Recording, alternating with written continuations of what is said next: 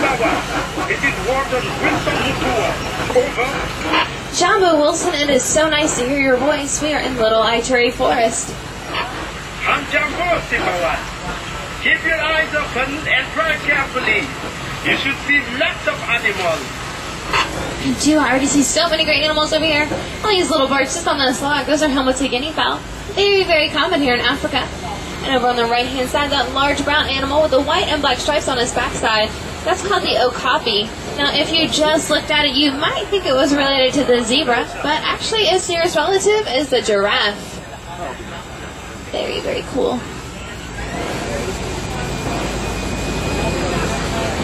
I'll be heading over to the watering hole now. This is a great place to see some animals, even the black rhino. I really hope we get to see a black rhino today. Now, the black rhinos, they have a very thick hide that makes them indestructible to everything except for humans. Now, sadly, because of poachers, there's only about 4,200 black rhinos left, which is not a lot. Now, I do see some greater kudu over here. Oh, wow, and some bongos. There's two different animals over here. Really, really awesome. Now, these lighter tan animals, just over here, well, actually on both sides, those are greater kudu. They're the second largest antelopes in Africa, weigh as much as 750 pounds. Now, this reddish-brown animal right here, one of my very favorites, that's called the bongo. The bongos are also known as the ghost of the forest because they're very rarely seen.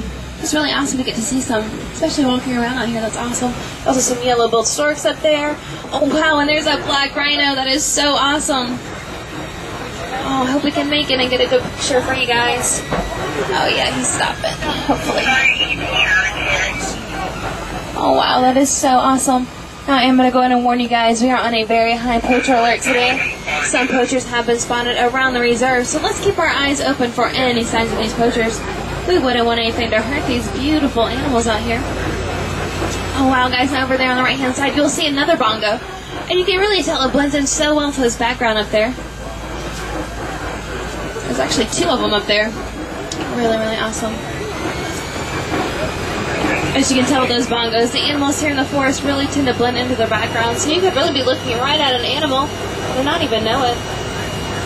Oh, wow, one of these large white and black birds over here, these are saddle-billed storks. Now, saddle-billed storks are the largest storks in Africa. Now, they can actually stand about 6 feet tall.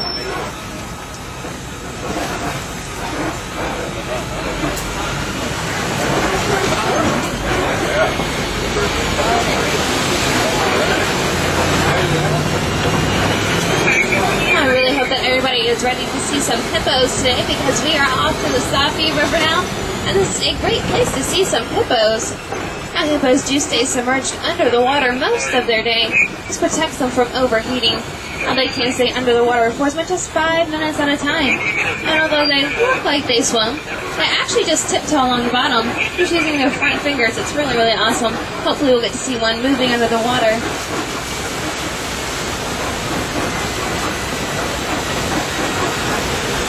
Oh, wow, there's a bunch of hippos over here on the left-hand side. Hippos weigh about 85 pounds at birth, and that makes for a really big baby. A full-grown adult mouse can weigh as much as 5,000 pounds.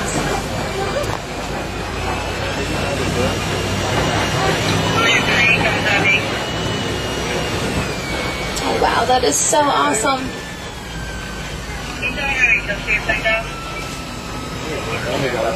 Oh, those larger white birds, those are pink-backed pelicans. Now, pink-backed pelicans are a great example of teamwork because they work together to move fish into shallow water.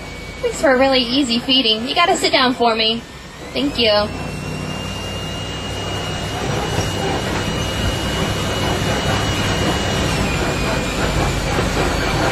I'll be going over this old bridge now, and it's really important to remain seated because I see some Nile crocodiles under this bridge. Now, Nile crocodiles are larger and more aggressive than the American alligator. They can grow 18 to 20 feet long, and their powerful jaws can crush the bones of their prey. And I think they look a little hungry, so I'm not going to stay here too long.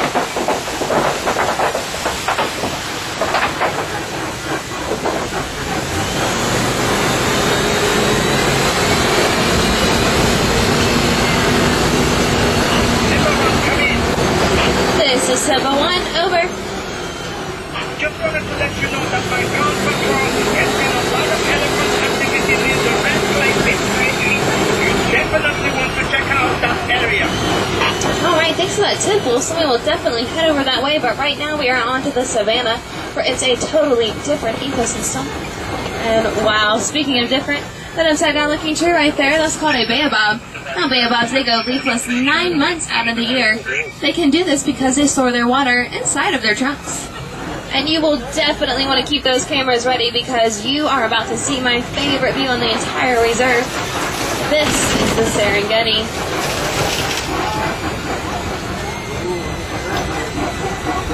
Oh, it stretches miles across East Africa. This is the superhighway for all migrating animals, but also home to some of our favorites, like lions and elephants. There's so many great animals over here. There's very obviously a lot of reticulated giraffes over here. Now, reticulated giraffe, they get their name from the Latin word reticulata, which means net for their net-like pattern. A pattern is much like our fingerprints. No two patterns are ever the same.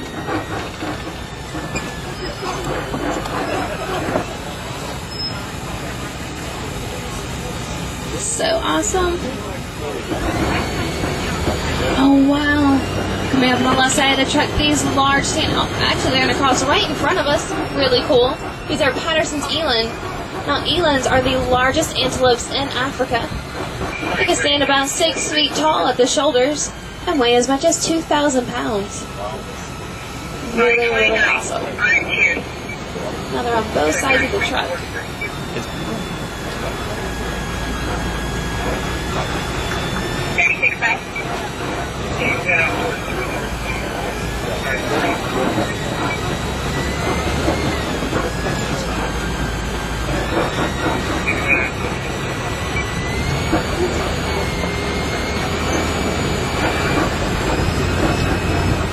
Now here in the savannah, it is a perfectly balanced ecosystem. The elephants, they're the bulldozers that knock over the trees. Giraffes, they're the pruning shears. They get the undersides to let in more light for the grasses. Zebras and other antelopes, they eat the grasses. And the tiny nibblers, like the Thompson's gazelles over here, they trim up the edges. This makes for a perfectly balanced ecosystem, where there's enough food for everyone. Now these Thompson's gazelles, they might look like babies, but they're actually full grown. Only up to about 60 pounds. They stay really, really tiny. Oh, it looks like we're going to have a giraffe cross in front of us, too.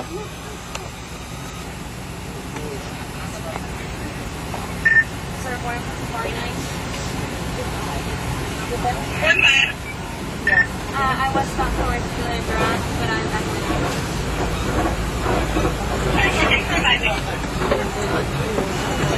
Now, these funny-looking mounds of dirt everywhere, they're actually termite mounds. Elephants like to use them for scratching posts, and once they wear them down to about the size of that one, just over there on the right-hand side, smaller animals like the Tommies, they will stand on them to look out for predators like lions hiding out in tall grasses. Oh, there's some more Tommies.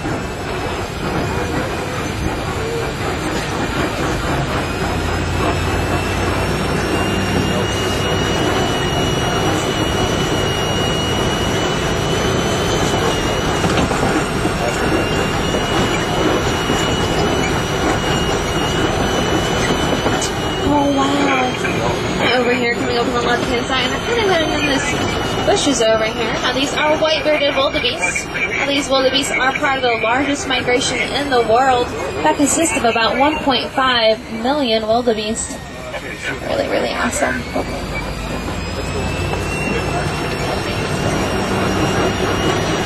Over here on the right side, just up that hill, are kind of hard to see. They're large, and they have those giant horns. Those are Ankole cattle. Those horns, they can grow 6 feet in length and as much as 20 inches around at the base. And that little guy laying in front of that palm tree there all by itself, that is a waterbuck. Now, waterbucks do have a waterproofing oil on their fur, so you'll often see them diving into lakes or rivers to evade predators.